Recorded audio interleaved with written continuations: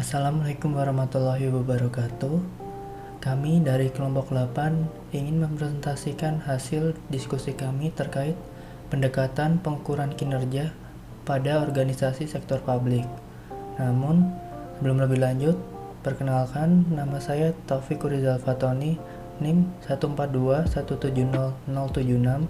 Lalu ada rekan saya Saya Aulia Zaki, NIM 70. dan rekan saya satu lagi. Perkenalkan teman-teman, nama saya Sinik Nasarati, NIM 072. Saya dari kelompok 8 akan memberikan presentasi pada pagi hari ini. Kinerja instansi pemerintah bersifat multidimensional. Dalam arti, tidak ada indikator tunggal yang dapat digunakan untuk menunjukkan tingkat keberhasilan secara komprehensif untuk semua jenis instansi pemerintah. Indikator kinerja akan dipilih sesuai dengan faktor kritikal keberhasilan yang telah diidentifikasi. Beberapa ukuran keberhasilan dapat diklasifikasikan dalam beberapa perspektif. Berbagai pendekatan yang menekankan baik pada aspek finansial maupun non-finansial dan bisa digunakan secara bersamaan dengan saling melengkapi.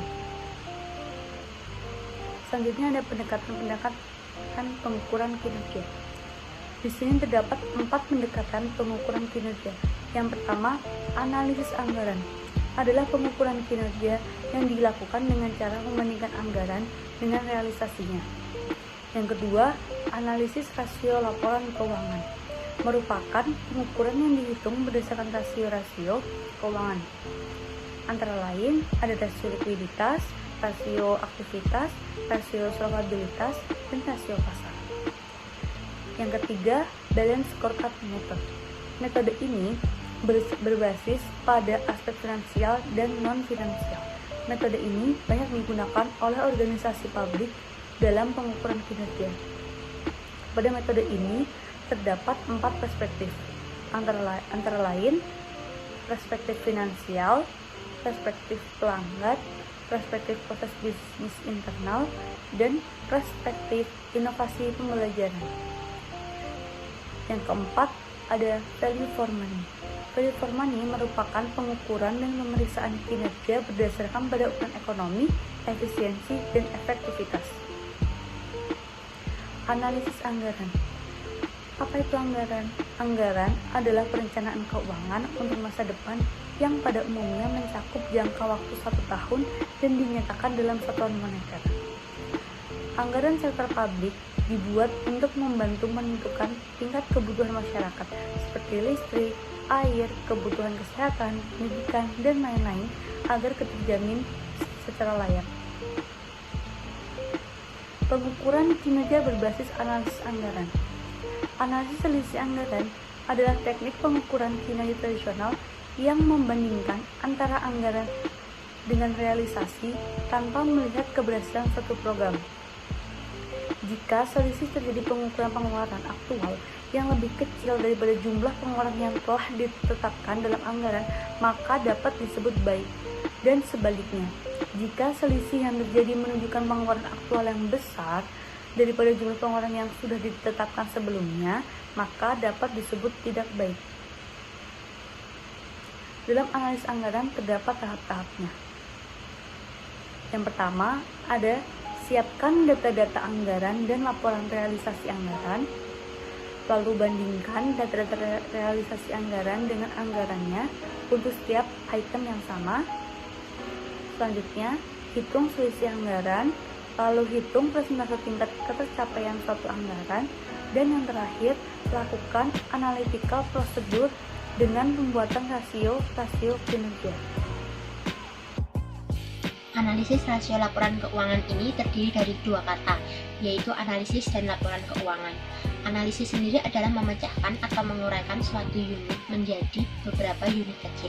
Sedangkan laporan keuangan itu adalah neraca, laba rugi, dan arus kas. Nah, di sini juga menurut Harahap tahun 98, analisis laporan keuangan adalah menguraikan pos-pos laporan keuangan menjadi unit informasi yang lebih kecil dan melihat hubungannya yang bersifat signifikan atau yang memiliki makna antara satu dengan yang lain, baik antara data kuantitatif maupun data non-kuantitatif dengan tujuan untuk mengetahui kondisi keuangan lebih dalam yang sangat penting dalam proses menghasilkan keputusan yang tepat. Dan selanjutnya saya akan menjelaskan tentang dua metode dalam analisis laporan keuangan. Di sini ada analisis horizontal dan analisis vertikal. Nah, analisis horizontal sendiri yaitu metode yang digunakan dengan cara membandingkan laporan keuangan untuk beberapa periode sehingga dapat diketahui perkembangan dan kecenderungannya.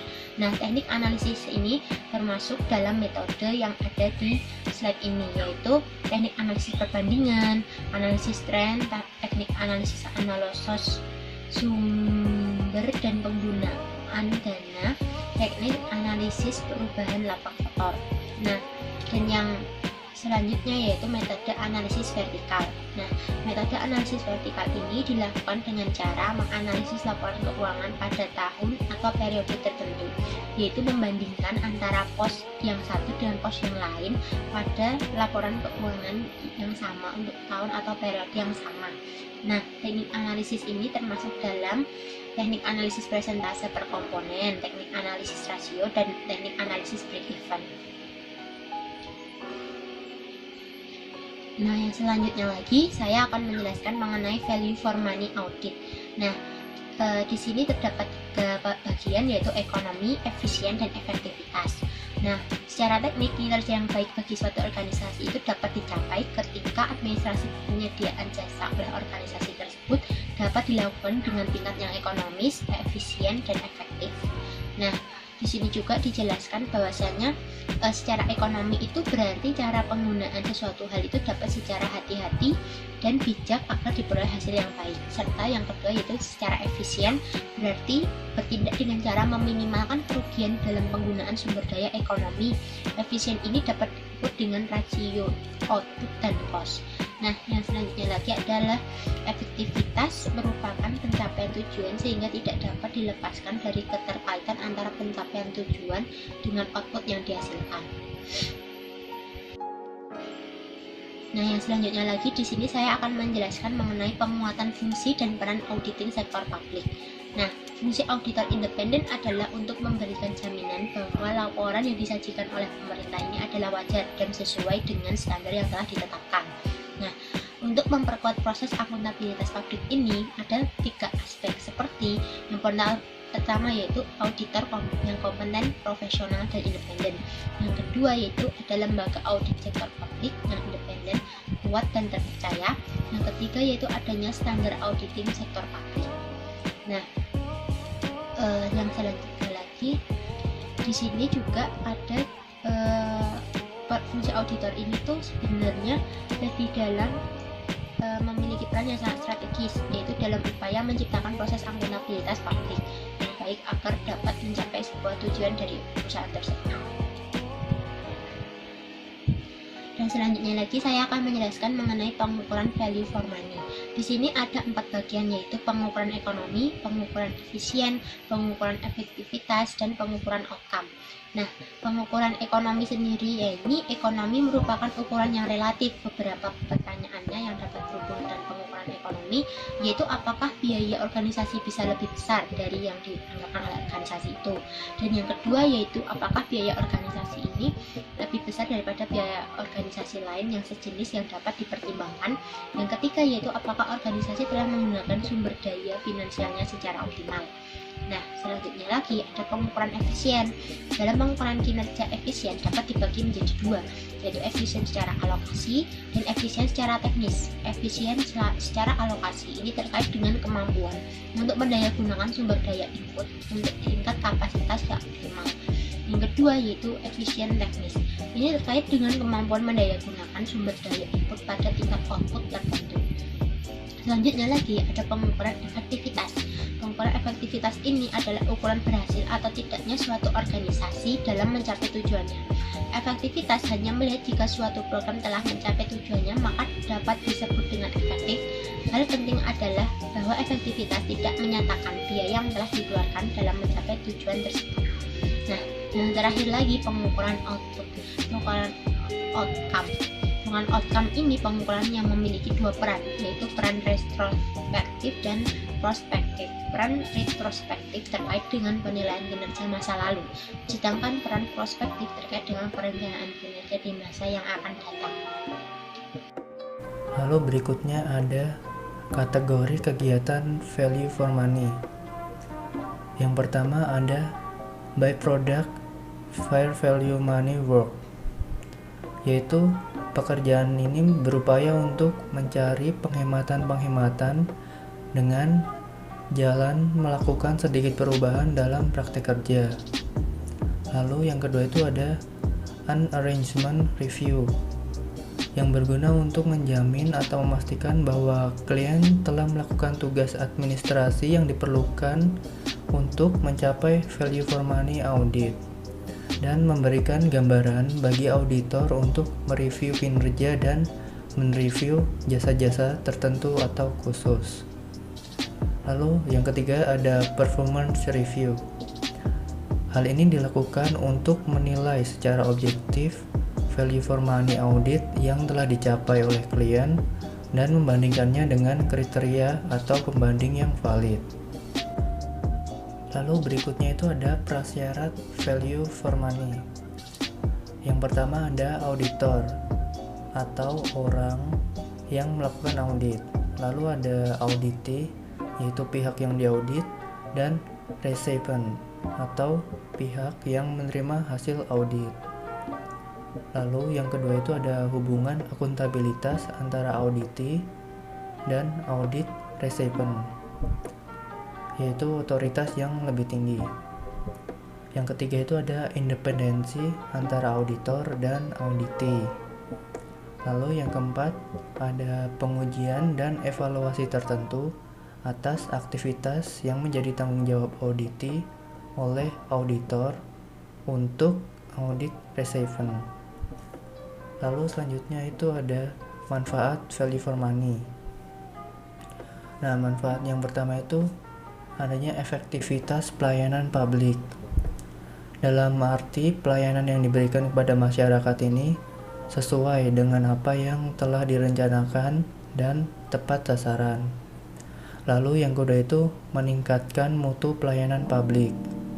Yang ketiga, dengan menghilangkan inefisiensi dalam seluruh tindakan pemerintah, maka biaya pelayanan yang diberikan menjadi murah dan selalu dilakukan penghematan dalam pemakaian sumber daya.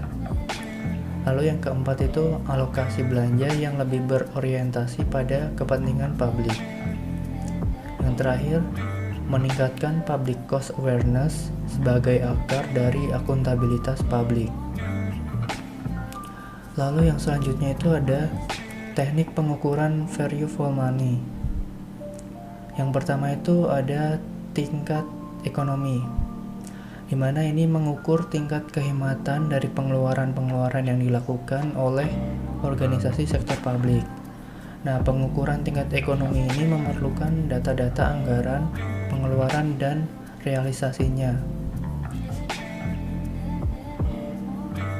Lalu, berikut formula untuk mengukur tingkat ekonomi,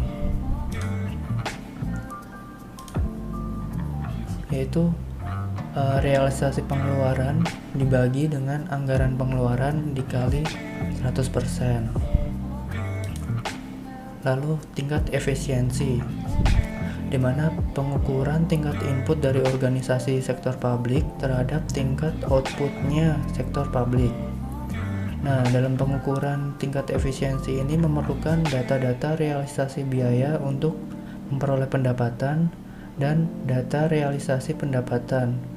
Nah, untuk mengukurnya menggunakan rumus realisasi biaya untuk memperoleh pendapatan dibagi dengan realisasi pendapatan dikali 100%. Nah, lalu yang ketiga ada tingkat efektivitas. Nah, dalam mengukur tingkat output dari organisasi sektor publik terhadap target-target pendapatan sektor publik. Dalam pengukuran ini memerlukan data-data realisasi pendapatan dan anggaran atau target pendapatan. Untuk menghitungnya memerlukan rumus, yaitu realisasi pendapatan yang dibagi dengan anggaran pendapatan lalu dikali 100%. Lalu berikutnya ada kriteria-kriteria pada teknik pengukuran value for money. Yang pertama itu ada tingkat ekonomi. Hal ini jika diperoleh nilai kurang dari 100%, maka dapat diartikan itu ekonomis. Lalu jika diperoleh nilai yang sama dengan 100%, berarti ekonomis berimbang. Dan jika yang diperoleh nilainya lebih dari 100%, berarti tidak ekonomis. Lalu tingkat efisiensi. Jika diperoleh nilai kurang dari 100%, maka dapat diartikan itu efisien. Lalu jika perolehan nilai sama dengan 100%, maka itu efisiensi berimbang. Dan jika diperoleh kurang dari 100%, berarti tidak efisien. Lalu yang ketiga itu ada tingkat efektivitas. Apabila diperoleh nilainya kurang dari 100%, itu dianggap tidak efektif. Apabila sama dengan 100%, itu efektif berimbang, dan jika diperoleh dari nilainya lebih dari 100%, itu efektif. Nah, sekian presentasi dari kelompok kami. Kurang lebihnya mohon maaf. Dan apabila ada pertanyaan bisa ditanyakan di kolom chat. Terima kasih.